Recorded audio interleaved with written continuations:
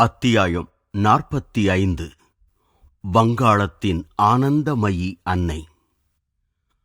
ஐயா, தயவு செய்து நிர்மலா தேவியை தரிசனம் செய்யாமல் இந்தியாவை விட்டு செல்லாதீர்கள். அவருடைய புனிதத்தன்மை தீவிரமானது. அவர் ஆனந்தமயி மா, ஆனந்தமயமான அன்னை என்று நாடு முழுவதும் புகழ் பெற்றவர். என் மருமகள் அமியா போஸ் என்னை ஆர்வத்துடன் நோக்கினாள். நிச்சயமாக அந்த பெண் மகானைக் காண எனக்கு மிக்க ஆவல். நான் தொடர்ந்தேன். அவர் இறை அனுபூதியில் மிகவும் உயர்ந்த நிலையில் இருப்பதைப் பற்றி படித்திருக்கிறேன். ஈஸ்ட் வெஸ்ட் சஞ்சிகையில் பல வருடங்களுக்கு முன் அவரை பற்றிய சிறு கட்டுரை ஒன்று வெளியாகியிருந்தது. நான் அவரை சந்தித்திருக்கிறேன், அமியா தொடர்ந்தாள். அவர் சமீபத்தில் என் சொந்த ஊராகிய ஜாம்ஷெட்பூர் என்னும் சிறு நகரத்திற்கு விஜயம் செய்தார். ஒரு சீடரின் வேண்டுகோளுக்கிணங்கி ஆனந்தமயி மா இறக்கும் தருவாயிலிருந்த ஒருவர் வீட்டிற்குச் சென்றார். அவர் அம்மனிதருடைய படுக்கை அறையில் நின்றார். அன்னையின் கை அவருடைய நெற்றியை தொட்டவுடனேயே அவரது மரண வேதனை நின்றது. வியாதி உடனே மறைந்தது. அம்மனிதர் தான் குணமடைந்ததைக் கண்டு மகிழ்ச்சியான வியப்படைந்தார். சில நாட்கள் கழித்து அந்த ஆனந்தம் நிறைந்த அன்னை பவானிப்பூர் பகுதியிலுள்ள ஒரு சீடருடைய வீட்டில் தங்கியிருக்கிறார் என அறிந்தேன். திரு ரைட்டும் நானும் என் தந்தையின் கல்கத்தா வீட்டிலிருந்து உடனே கிளம்பினோம். எங்கள் ஃபோர்ட் வண்டி பவானிப்பூர் வீட்டை நெருங்கியதும் என் தோழரும் நானும் வழக்கமில்லாத ஒரு தெருக்காட்சியைக் கண்டோம். ஆனந்தமயி அன்னை ஒரு திறந்த மோட்டார் வண்டியில் நின்று கொண்டு கிட்டத்தட்ட 100 பேர்களுக்கு மேல் கூட்டமாக இருந்த சீடர்களுக்கு ஆசி வழங்கியவாறு இருந்தார். அவர் புறப்படும் தருவாயிலிருந்தார். திரு ரைட் ஃபோர்ட் வண்டியை சிறிது தூரத்தில் நிறுத்திவிட்டு என்னுடன் கால்நடையாக அந்த அமைதியான கூட்டத்தை நோக்கி வந்தார். அந்த பெண்மகான் நாங்கள் இருந்த திசையில் நோக்கினார். அவர் காரிலிருந்து இறங்கி எங்களை நோக்கி நடந்து வந்தார். தந்தையே, நீங்கள் வந்துவிட்டீர்களா?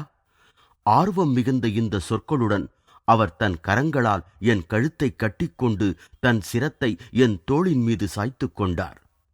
சற்று முன்புதான் எனக்கு இந்த மகானைப் பற்றி ஏதும் தெரியாது என்று நான் கூறியதை கேட்டிருந்த திரு ரைட்டிற்கு இந்த அசாதாரணமான வரவேற்பு மிக்க குதூகலம் அளிப்பதாயிருந்தது. அந்த 100 சிஷ்யர்களின் கண்களும் ஆச்சரியத்துடன் இந்த அன்பு காட்சியைக் கண்டு அதில் நிலைத்தன. அந்த மகான் ஓர் உயர்ந்த சமாதி நிலையில் இருப்பதை நான் உடனே கண்டுகொண்டேன். வெளி ஆடையான உடலால் தான் ஒரு பெண் என்பதை மறந்து தான் என்றும் மாறாத ஆத்மாவென்பதை அவர் தெரிந்து கொண்டிருந்தார். அந்த நிலையிலிருந்து அவர் இறைவனின் இன்னொரு பக்தனை ஆனந்தத்துடன் வரவேற்றார். அவர் என் கையை பிடித்து தன் மோட்டார் வண்டிக்கு அழைத்துச் சென்றார். ஆனந்தமயி அன்னையே, நான் உங்கள் பயணத்தை தாமதிக்கச் செய்கிறேனே என்று நான் மறுத்தேன். தந்தையே, நான் இப்பிறப்பில் உங்களை முதன்முதலாக எத்தனையோ யுகங்களுக்குப் பிறகு சந்திக்கிறேன், அவர் கூறினார். தயவு செய்து உடனே கிளம்பாதீர்கள். காரின் பின்பக்க ஆசனத்தில் நாங்கள் ஒன்றாக அமர்ந்தோம். ஆனந்தமயமான அந்த அன்னை சீக்கிரமே அசைவற்ற ஆனந்த நிலையில் ஆழ்ந்தார். அவருடைய அழகிய கண்கள் பாதி திறந்த நிலையில் விண்ணுலகத்தை நோக்கியவாறு அருகிலும் தூரத்திலுமாக உள்ளுக்குள் இருக்கும் ஸ்வர்க்கத்தில் லயித்து நிலைத்தன. சீடர்கள் மென்மையாக தெய்வத்தாய்க்கு ஜெயமுண்டாகட்டும் என்று முழங்கினார்கள். நான் இந்தியாவில் இறைவனை அறிந்த அநேக மகான்களைக் கண்டிருக்கிறேன். ஆனால் இம்மாதிரியான உயர்நிலையை அடைந்த எந்த பெண் மகானையும் இதற்கு முன் கண்டதில்லை. அவருடைய கனிந்த முகம் எல்லையில்லா ஆனந்தத்தில் திளைத்திருந்தது. அதுதான் அவருக்கு ஆனந்தம் நிறைந்த அன்னை என்ற பெயரை அளித்திருந்தது. அவருடைய முக்காடிடப்படாத தலையின் பின்புறம் நீண்ட சுருள் முடிக்கற்றைகள் தளர்ச்சியாக விடப்பட்டிருந்தன. சந்தனத்தினாலான ஒரு சிவப்பு பொட்டு அவருள் என்றும் திறந்திருந்த ஞானக் கண்ணுக்கு அடையாளமாக அவரது நெற்றியில் ஒளிர்ந்தது. சிறிய முகம், சிறிய கைகள், சிறிய பாதங்கள் அவருடைய மிகப்பெரிய ஆன்மீகத்திற்கு நேர்மாறாக இருந்தன. ஆனந்தமயி அன்னை சமாதியில் திளைத்திருந்த பொழுது நான் அருகிலிருந்த ஒரு பெண் சிஷ்யையிடம் சில கேள்விகளை கேட்டேன். ஆனந்தம் நிறைந்த அன்னை பாரதத்தில் மிக விரிவான பயணங்களை மேற்கொள்கிறார். அநேக இடங்களில் அவருக்கு நூற்றுக்கணக்கான சீடர்கள் உண்டு என்று அந்த சிஷ்யை கூறினார். அவருடைய தைரியமான முயற்சிகள் விரும்பத்தக்க பல சமூக சீர்திருத்தங்களை கொண்டு வந்துள்ளன. அவர் பிராமணராயிருந்தாலும் ஜாதி வித்தியாசம் பார்ப்பதில்லை. அவருடைய வசதிகளை கவனிக்க எங்களில் ஒரு குழுவினர் எப்பொழுதுமே அவருடன் செல்வோம். நாங்கள் அவருக்கு தாயாக இருக்க வேண்டியுள்ளது. அவர் தன் உடலை பற்றி கவலைப்படுவது இல்லை. அவருக்கு யாரும் ஆகாரம் கொடுக்கவில்லை என்றால் அவர் சாப்பிடவும் மாட்டார், அல்லது அதை பற்றி எதையும் விசாரிக்கவும் மாட்டார். அவர் இந்த உலகிலிருந்து மறைந்து விடுவதை தடுப்பதற்காக சீடர்களாகிய நாங்கள் எங்கள் கைகளினால் அவருக்கு உணவு ஊட்டுகிறோம். பல நாட்கள் தொடர்ச்சியாக அவர் அநேகமாக மூச்சு கூட விடாமல், கண்களை இமைக்காமல் அடிக்கடி தெய்வீக சமாதியில் இருந்து விடுவதுண்டு. அவருடைய முக்கியமான சீடர்களில் அவருடைய கணவர் போலாநாத்தும் ஒருவர். அவர் அநேக வருடங்களுக்கு முன்பு அவர்களுக்கு திருமணமான உடனே மௌன விரதம் மேற்கொண்டு விட்டார். அந்த சிஷ்யை அங்கு அகன்ற தோள்களும் நேர்த்தியான முகச்சாயலும் கொண்ட நீண்ட முடியும் அடர்ந்த தாடியும் பெற்றிருந்த ஒருவரை சுட்டிக்காட்டினார். அவர் கூட்டத்தின் மத்தியில் அமைதியாக கூப்பிய கைகளுடன் சிஷ்ய பாவனையில் பணிவுடன் நின்றிருந்தார். எல்லையற்ற பரம்பொருளில் மூழ்கியதனால் ஆனந்தமயி அன்னை புத்துணர்ச்சி பெற்று இப்பொழுது அவருடைய நினைவை இந்த லௌகீக உலகத்தின் மீது குவியச் செய்தார். தந்தையே, தாங்கள் எங்கு தங்கியிருக்கிறீர்கள் என்று தயவு செய்து சொல்லுங்களேன். அவருடைய குரல் தெளிவாகவும் இனிமையாகவும் இருந்தது. தற்சமயம் கல்கத்தாவிலோ அல்லது ராஞ்சியிலோ இருக்கிறேன். ஆனால் சீக்கிரமே அமெரிக்காவிற்கு திரும்பி விடுவேன். அமெரிக்காவா? ஆம். ஓர் இந்திய பெண் மகானை அங்குள்ள ஆன்மீக சாதகர்கள் உண்மையுடன் போற்றுவார்கள். நீங்கள் வர விரும்புகிறீர்களா? தந்தையார் என்னை அழைத்துச் சென்றால் நான் வருகிறேன். அவருடைய இந்த பதில் அவருக்கு அருகிலிருந்த சீடர்களுக்கு திகிலை உண்டாக்கியது. எங்களில் 20 அல்லது அதற்கு மேற்பட்டவர்கள் ஆனந்தமயி அன்னையுடன் எப்பொழுதும் பயணம் செய்கிறோம். அதில் ஒருவர் என்னிடம் உறுதியாக கூறினார், அவர் இல்லாமல் நாங்கள் உயிர் வாழ முடியாது.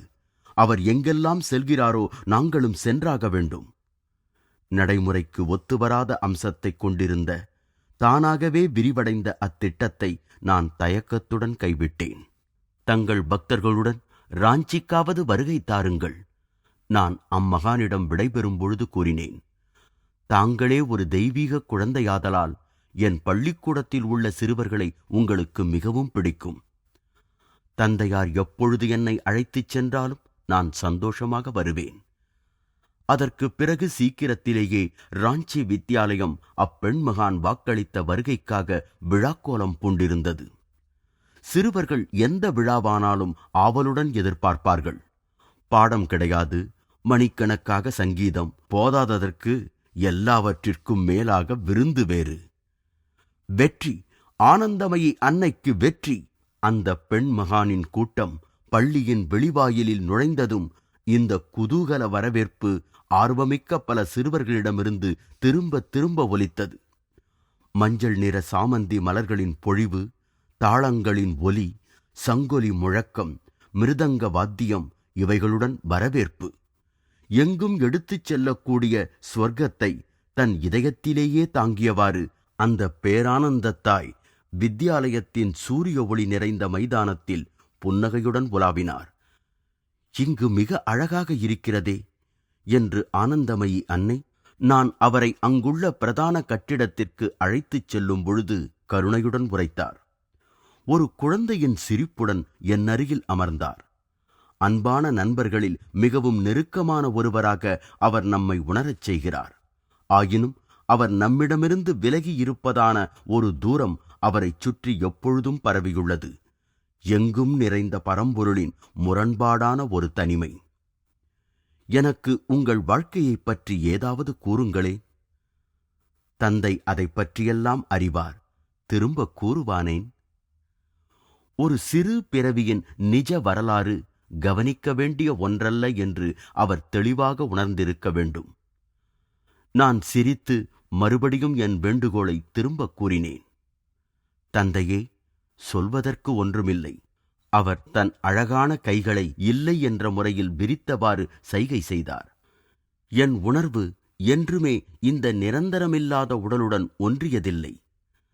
நான் இவ்வுலகிற்கு வரும் முன்பே, தந்தையே, நான் அதுவாகவே இருந்தேன்.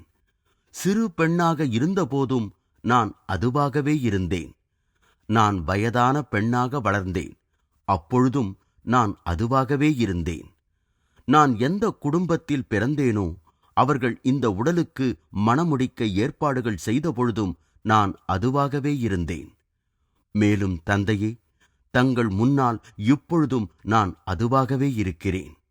இனி எப்பொழுதுமே இம்முடிவற்ற அரங்கத்தில் படைப்பின் நடனம் என்னை சுற்றி மாறியபடி இருந்தாலும் நான் அதுவாகவேதான் இருப்பேன். ஆனந்தமயி அன்னை ஓர் ஆழ்ந்த சமாதி நிலையில் மூழ்கினார். அவர் உருவம் சிலையைப் போன்று அசைவற்று இருந்தது. அவர் தன்னை என்றும் அழைத்த வண்ணம் இருக்கும் ராஜ்யத்திற்கு பறந்து விட்டிருந்தார். கரிய குட்டைகளைப் போன்ற அவருடைய விழிகள் உயிரற்ற கண்ணாடி போல் தோன்றின. அம்மாதிரியான பாவனை மகான்கள் தங்கள் ஸ்தூல உடலிலிருந்து உணர்வை அகற்றிவிடும் பொழுது அடிக்கடி ஏற்படுவதுண்டு. அச்சமயம் அவ்வுடல் உயிரற்ற ஒரு களிமண் உருவத்தை ஒத்திருக்கும். ஆனந்தமான சமாதி நிலையில் நாங்கள் ஒன்றாக 1 மணி நேரம் அமர்ந்திருந்தோம். அவர் ஒரு மகிழ்ச்சியான சிறு சிரிப்புடன் இவ்வுலகிற்கு திரும்பினார்.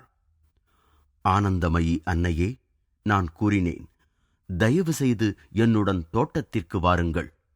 திரு ரைட் சில படங்கள் எடுப்பார். அவசியம் தந்தையே, தங்கள் சித்தமே என் எண்ணமும். பல புகைப்படங்கள் எடுக்க அவர் தோன்றிய பொழுது அவருடைய பிரகாசமான கண்கள் மாறாத தெய்வீக ஒளியை தக்க வைத்திருந்தன. விருந்து நேரம்.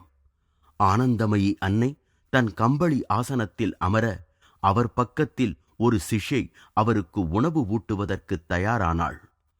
ஒரு குழந்தையைப் போல அப்பெண்மகான் தன் சிஷ்யை வாயில் கொடுத்த உணவை கீழ்ப்படிந்து விழுங்கினார். அந்த ஆனந்தமயி அன்னை காய்கறிகளுக்கும் இனிப்பு பண்டங்களுக்கும் எந்த வித்தியாசமும் கண்டுகொள்ளவில்லை என்பது வெளிப்படையாக தெரிந்தது. மாலை நேரம் வந்ததும் அம்மகான் தன் குழுவினருடன் ரோஜா இதழ்கள் பொழிதலுக்கு மத்தியில் விடைபெற்ற பொழுது சிறு குழந்தைகளுக்கு தன் கைகளை தூக்கி ஆசி கூறினார். அவர்களுடைய முகங்கள் ஆனந்தமயி அன்னை மிக சுலபமாக மலரச் செய்துவிட்ட அன்பில் ஒளிர்ந்தன. உன் தேவனாகிய கர்த்தரிடத்தில் உன் முழு மனத்தோடும் உன் முழு பலத்தோடும் அன்பு கூறுவாயாக என கிறிஸ்து பறைசாற்றியுள்ளார். இதுதான் முதல் கட்டளை. ஒவ்வொரு கீழ்த்தரமான பந்தத்தையும் உதறிவிட்டு ஆனந்தமயி அன்னை தன் முழு பற்றையும் இறைவனிடத்தில் அர்ப்பணித்து விட்டார். பண்டிதர்களின் கூறு போட்டு பார்க்கும் பகுத்தறிவால் அல்லாமல் விசுவாசம் என்ற ஒரே நிச்சயமான நியாயத்தினால் மட்டுமே குழந்தையைப் போன்ற இம்மகான் மனித வாழ்க்கையின் ஒரே பிரச்சனையை, இறைவனிடம் ஐக்கியத்தை ஏற்படுத்திக் கொள்ளுதலை தீர்த்துவிட்டார். மனிதன் லட்சக்கணக்கான பல விஷயங்களில் தற்போது சிக்கிக் கொண்டுவிட்டு இந்த எளிமையை மறந்துவிட்டான்.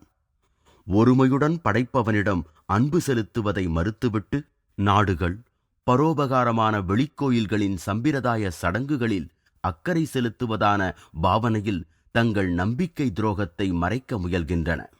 இம்மாதிரியான மனிதநேய சேவைகள் மேன்மையானதுதான். ஏனெனில் சில கணங்களுக்காவது அவை மனிதனின் கவனத்தை அவனிடத்திலிருந்து திசை திருப்புகின்றன. ஆனால் அவை அவனை கிறிஸ்து முதல் கட்டளை என்று குறிப்பிட்ட வாழ்க்கையின் முக்கியமான பொறுப்பிலிருந்து விடுவிக்காது. கடவுளிடம் அன்பு என்ற உய்விக்கும் கடமை மனிதனுடைய நலம் நாடும் ஒருவரேயான அந்த இறைவன் இலவசமாக அருளிய அவனுடைய தொடக்க மூச்சு காற்றுடனேயே துவங்கிவிடுகிறது. அவருடைய ராஞ்சி பள்ளிக்கூட விஜயத்திற்குப் பிறகு ஒருமுறை எனக்கு ஆனந்தமயி அன்னையைக் காண சந்தர்ப்பம் கிடைத்தது. சில மாதங்களுக்குப் பிறகு அவர் ஒரு குழுவினருடன் செராம்பூர் ரயில் நிலைய பிளாட்பாரத்தில் ரயிலுக்காக காத்திருந்தார். தந்தையே, நான் இமாலயத்திற்குச் செல்கிறேன். கருணையுள்ள சில மனிதர்கள் டேராடூனில் எங்களுக்கு ஓர் ஆசிரமம் அமைத்துக் கொடுத்திருக்கிறார்கள் என்று அவர் என்னிடம் கூறினார். அவர் ரயில் ஏறிய பொழுது நான் வியப்புடன் பார்த்து கொண்டிருந்தேன். கூட்டத்தின் மத்தியிலோ ரயில் வண்டியிலோ விருந்தின் பொழுதோ அல்லது மௌனமாக அமர்ந்திருக்கும் பொழுதோ அவர் கண்கள் கடவுளை விட்டகன்றதே இல்லை என்பதைப் பார்த்து நான் வியப்படைந்தேன். என்னுள் இன்னும் அவருடைய குரலையும் அளவில்லா இனிமையின் எதிரொலியையும் கேட்கிறேன். பாருங்கள், இன்றும் என்றும் எல்லையற்ற பரம்பொருளுடன் ஒன்றி நான் எப்பொழுதும் அதுவாகவேதான் உள்ளேன்.